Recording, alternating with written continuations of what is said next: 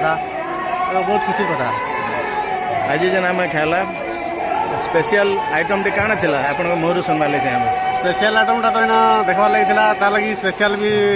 जगह रखा होता जेनटा कि आमर कुदाला था। आज्ञा आज जेन बलांगीर जिला युवकोद्धार समाज तरफ अनाछत्र दिखाई भीमडुंगरी से बाबद काଣା कहबे गोटे भल प्रस्ताव है लोक खावा के देवार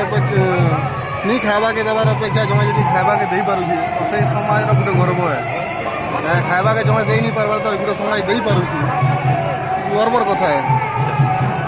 धन्यवाद।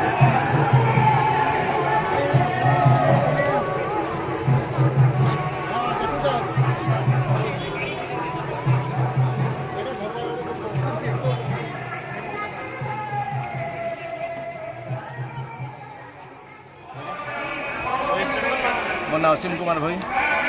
मैं बलांगीर जिला युवकोद्धार समाज सभापति अच्छे आपण समस्त देखुन वर्तमान भीमपाड़ महोत्सव आज अंतिम दिन आज बलांगीर जिला युवकोद्धार समाज तरफ भीमपाड़ में अन्नभोग दिहे अन्न प्रसाद दिहे जेन कि हाराहारी 4000-5000 श्रद्धालु वर्तमान अन्नभोग भक्षण कर सारे खाई सारे बलांगीर जिला युवकोद्धार समाज तरफ आज पहला नुहे से अनेक जगह आम अन्न सेवा मान देचु लोक सेवा करुचु से सबुतिर सहयोग आम बलांगीर जिला युवकोद्धार समाज के जावा बलांगीर जिला युवकोद्धार समाज युवक भाई मान सहयोग लगी बरण्य व्यक्ति मान आशीर्वाद लगी से सहयोग लगी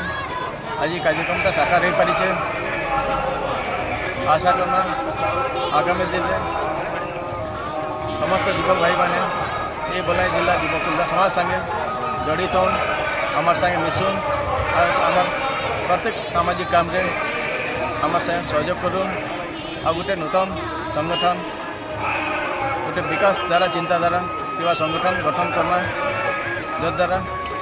गोटे विकसित विकास पथ में आम आगे जा पार्मा।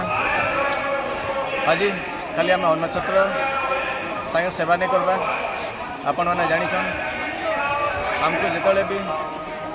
किए फोन करस रक्त लगी ये बलांगीर जिला युवकोद्धार समाज सदस्य मैंने सागे सागे जाइना हस्पिटाल रक्तदान कर विभिन्न जगह जद्वारा ये अनुष्ठान के प्रशंसा कर।